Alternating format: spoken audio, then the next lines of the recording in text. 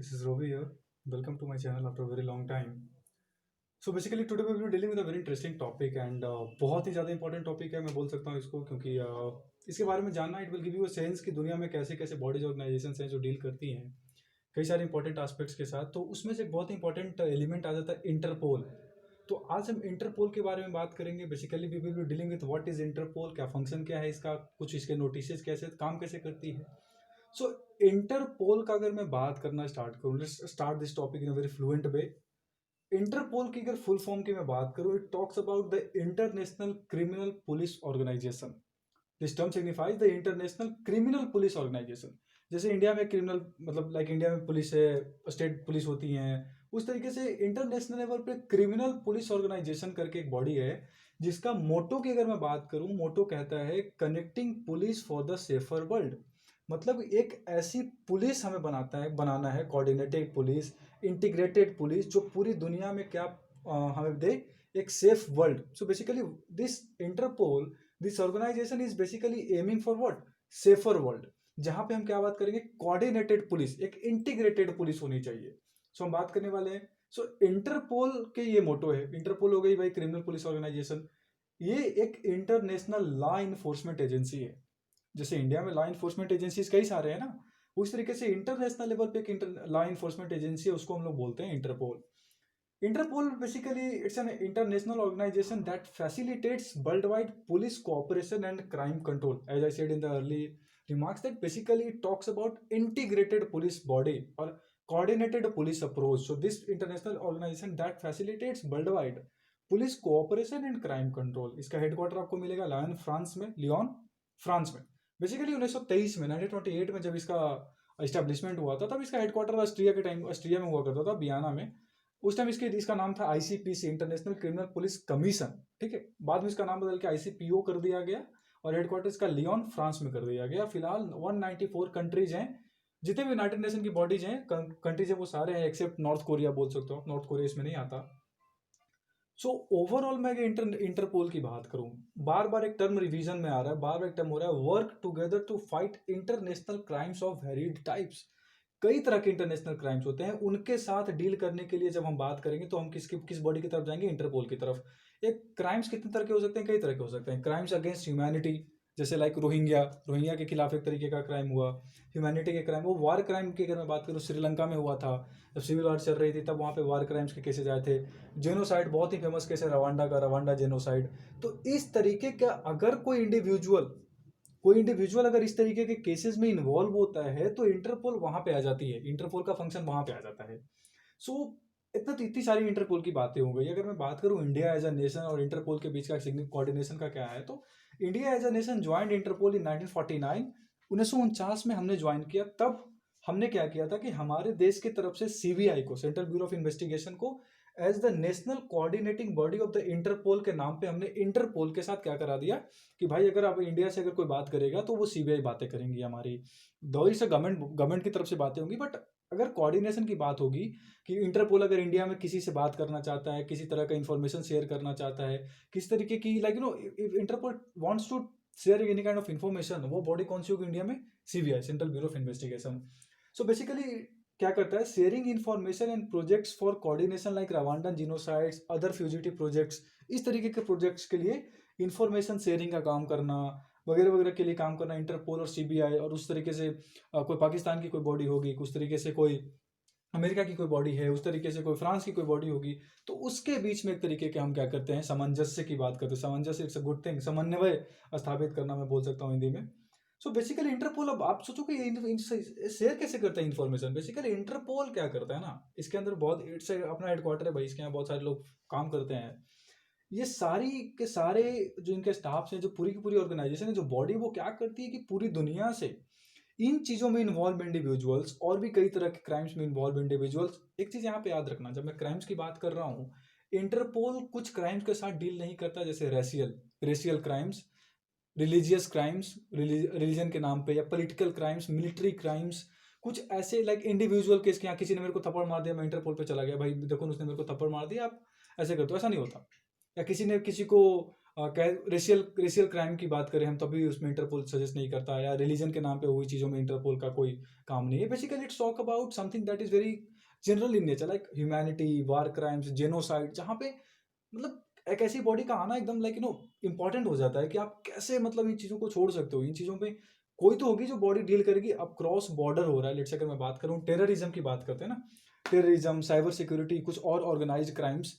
अब इंडिया में टेररिज्म इतनी होती है, पाकिस्तान के तो हम सबको पता है, वहाँ से टेररिज्म और साइबर सिक्योरिटी बहुत सारे देशों से अभी मालवेयर अटैक्स इतने सारे हमारे होते हैं, फिशिंग अटैक्स इतनी सारी होती हैं।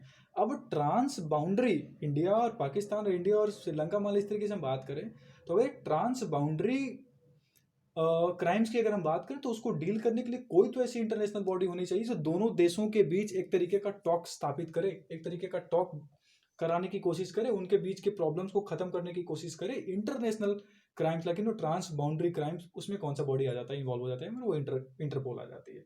सो इंटरपोल के पास क्या होता है ना, डेटाबेस बना के रखा है इसने, क्या क्या fingerprints, DNA data banks, information data, और भी कई तरीके के डेटास को इस बॉडी ने कलेक्ट करके रखा है। और उसी के बेसिस पे ये बॉडी क्या करती है, ट्रांस बाउंड्री क्राइम्स को रिकॉग्नाइज करके उसको खत्म करने में क्या करती है, हेल्प करती है। और भी कई सारे बॉडी के साथ कोऑर्डिनेट करती है, लाइक इंटरनेशनल क्रिमिनल कोर्ट हो गया, यूनाइटेड नेशन इंटरनेशनल ट्राइब्यूनल्स हो गए। इस तरह के बॉडी के साथ इंटरपोल क्या करता है, कोऑर्डिनेट करता है। सो इंटरपोल का काम आपको समझ में आ गया कि भाई क्या करना है, इंटरनेशनल क्राइम्स को खत्म करने की कोशिश करना, उनके उनके में इन्वॉल्व किसी भी इंडिविजुअल के खिलाफ अगर कुछ है तो इंटरपोल उसमें बात करता है। इतनी सारी चीज़ों की।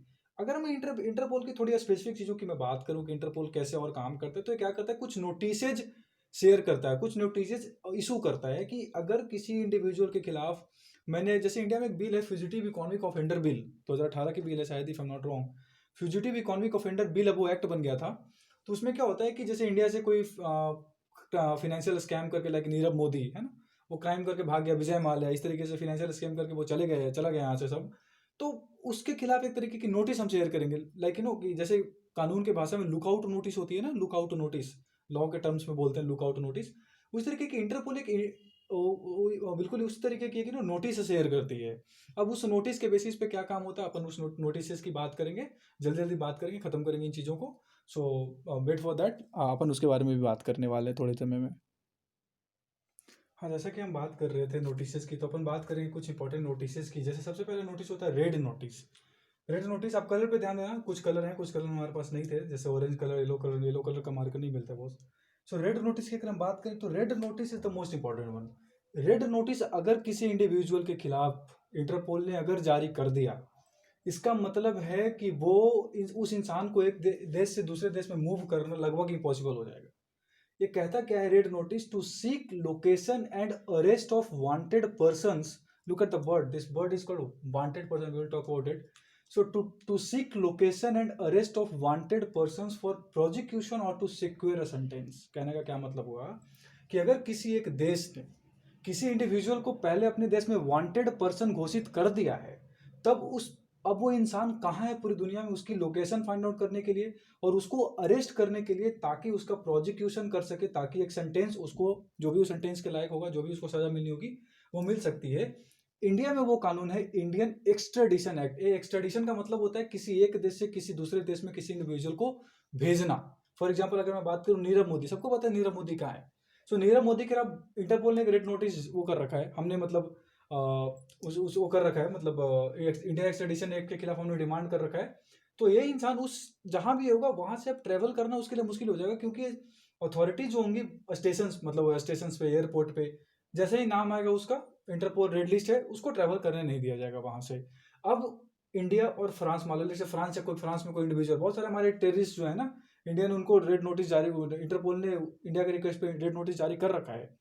तो अब मान लो जैसे इंडिया और फ्रांस में कोई है, जैसे मलेशिया की मैं बात करूं, मलेशिया में एक रेड नोटिस की बात नहीं करूं मैं, इंडियन एक्सट्रेडिशन की बात करें, मलेशिया में जाकिर नायक हमारे एक वहाँ पे हैं, उनको एक्सट्रेडिशन को लेके कई बार बातें होंगी इंडिया मलेशिया में, बट मलेशिया उनको एक्सट्रेडिट नहीं कर रहा है वहाँ से। तो वो हो गई एक्सट्रेडिशन की मतलब। अब मान लो फ्रांस में कोई है जिसके खिलाफ भारत के रिक्वेस्ट पे किसी ने वो जारी कर दिया, क्या नाम है, रेड नोटिस, तो अब वो इंसान, फ्रांस और इंडिया के गवर्नमेंट के बीच में एक कोऑर्डिनेशन होगा, तो इंडिया एक्सट्रेडिशन एक्ट के साथ ही फ्रांस की तरफ से फ्रांस की गवर्नमेंट की तरफ से उस इंडिविजुअल को इंडिया को सुपुर्द कर दिया जाएगा, मतलब भेज दिया जाएगा इंडिया के पास। ये होता है रेड नोटिस की इंपॉर्टेंस, कि लाइक उस इंसान को ट्रैवल करना बहुत ही मुश्किल हो जाएगा। हम उसके बारे में पूरी दुनिया के बारे में पूरी दुनिया मिलकर उसको पता करेगा कि कहाँ है, उसके अरेस्ट की बातें होंगी। अरेस्ट वर्ड बहुत इंपॉर्टेंट है यहाँ पे। ब्लू नोटिस की बात करें, ब्लू नोटिस कहता है to collect additional information about a person identity, location और activities in relation to crime. अगर किसी ने क्राइम करके कोई भाग गया है तो उस इंडिविजुअल के बारे में कुछ और एडिशनल इंफॉर्मेशन अगर हमें पता करना है, उसकी आइडेंटिटी, उसकी लोकेशन, तब हम बात करने वाले हैं ब्लू नोटिस की। उस नोटिस के हम कहते हैं उसको एडिशनल इंफॉर्मेशन की हम उसके बारे में हम बात करने वाले हैं बेसिकली। ठीक है, तो अपन 1 मिनट में और बातें करेंगे कुछ कुछ इंपॉर्टेंट चीज़ों की। अगर हम बात करें ग्रीन नोटिस की, ग्रीन नोटिस क्या होता है? देखो, ग्रीन नोटिस होता है to provide warning about a person's criminal activities where the person is considered to be a possible threat to public safety.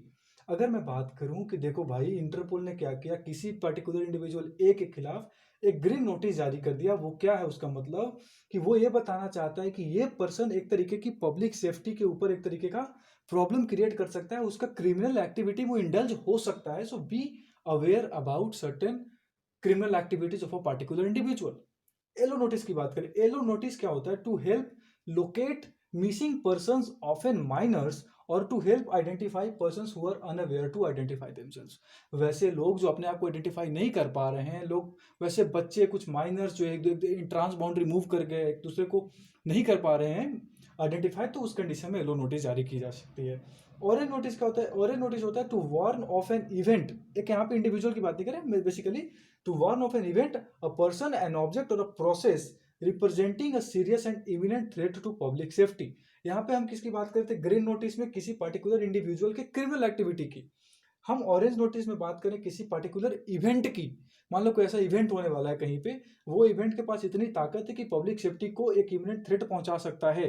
कोई ऐसी ऑब्जेक्ट, कोई ऐसा प्रोसेस जो किसी भी पब्लिक सेफ्टी के ऊपर एक तरीके का थ्रेट है, तो हम किसकी बात करेंगे? ऑरेंज नोटिस की बात करेंगे। आप इन चीजों को एक बार वापस वीडियो रिमाइंड करके देख लेना थोड़ा स्पीड में, तो आपको याद हो जाएगा वापस से। तीन तीन नोटिस और है, तीन नोटिस की अपन बात करेंगे जल्दी जल्दी से, ठीक है? Wait for that. हाँ जी, जैसे कि हम बात कर रहे थे बेसिकली, अगर मैं बात करूँ पर्पल नोटिस की, पर्पल नोटिस बेसिकली क्या कहता है? टू सीक और provide information on modus operandi. तो याद कर लेना अपने ट्रिक बना के। वैसे मेरी ट्रिक से याद करने में मेरा अपना फंडा है, आप अपने तरीके से याद कर लेना।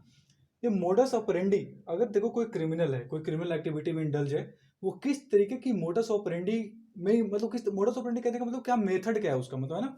अगर मैं बात करूँ कोई क्रिमिनल है, लेट्स से ये वो टेररिज्म एक्टिविटी में इन्वॉल्व है, तो अगर वो आईडी ब्लास्ट करने में ज़्यादा इन्वॉल्व है, कि क्या वो कहीं पे किसी और तरीके की मोडस ऑपरेंडी वो ऑपरेट कर रहा है, कहने का मतलब वो अलग तरीके का मेथड अडॉप्ट कर रखा है उसने, या किस तरीके की डिवाइसेज वो यूज़ कर रहे हैं, उसके खिलाफ हम पर्पल नोटिस जारी करेंगे। सिल्वर नोटिस की बात करूं, सिल्वर नोटिस देखो भाई, टू फ्रीज और confiscate illicit assets acquired by the criminals. Criminal है, अब आप उस देश ने उसको क्रिमिनल घोषित कर दिया। अगर वो क्रिमिनल किसी तरीके का इलिसिट एसेट, मतलब इलीगल एसेट उसने एक्वायर कर रखा है, बिल्डिंग बना रखी है कहीं पे, उस कोई फाइनेंशियल स्कीम करके चला गया, अब उसने उससे रिजॉर्ट खरीद लिया यूएई में, दुबई में, कहीं और पे, वो इलिसिट एसेट हो गया ना उसका। उसको कॉन्फिस्केट करना और फ्रीज करना है, तो अपन सिल्वर नोटिस इशू करेंगे। ये तो हो गया नॉर्मल सब। एक स्पेशल होता है, यूनाइटेड नेशन सिक्योरिटी काउंसिल, सबको पता है 5 परमानेंट बॉडी है वहाँ पर। हमारे कौन कौन से, आप हमें कमेंट सेक्शन में बता देना, मैं बता देता हूँ आपको। ब्रिटेन है, फ्रांस है, यूनाइटेड किंगडम हो गया, फ्रांस हो गया, अमेरिका, चाइना और रसिया हो गए। ये हमारे यूनाइटेड नेशन सिक्योरिटी काउंसिल के परमानेंट मेंबर हैं। इनके रिक्वेस्ट पे अगर कोई स्पेशल नोटिस जारी करती है इंटरपोल, तो वो इस कंडीशन में आता है, वो इस लिस्ट में आता है, जहां पे issued for groups and individuals who are the targets of United Nation Security Council sanctions committee. बहुत अच्छा एग्जांपल देता हूँ मैं आपको, अजहर मसूद का। अजहर मसूद सबको पता है, अपना टेररिस्ट एक्टिविटी में इन्वॉल्व होता है काफ़ी ज़्यादा, अपन बहुत ज़्यादा अच्छे से वाकिफ हैं उसके बारे में। तो ये जो यूनाइटेड नेशन सिक्योरिटी काउंसिल की 1267 नाम की जो है सैंक्शन कमेटी है ना, उसके टारगेट में अगर है ना, अगर वो इंडिविजुअल या कोई ग्रुप, लेट्स से कोई लश्कर तैयबा या फिर किस तरीके का कोई ग्रुप हो गया, तो उसके खिलाफ रिक्वेस्ट पे इंटरपोल एक स्पेशल नोटिस जारी करती है, जो इस कैटेगरी में आती है। एक चीज बताना भूल गया था आपको, red notice expires after 5 years but are subject to renewal on the request of member country. Obviously lookout notice type की हो गई, या फिर ड्राइविंग लाइसेंस अपने सर्टेन टाइम के बाद आप उसको रिन्यू कराते रहना। तो ये चीज़ होगी, इतनी सारी चीज़ इंटरपोल के बारे में पढ़नी थी। सो आप वीडियोस को देखते रहे, रिवाइंड करके आप थोड़ा फास्ट फॉरवर्ड करके देखोगे, ज़्यादा अच्छा आएगा आपको। So thanks for watching and keep loving me. This is Ravichandra, UPSC signing off. Thank you so much.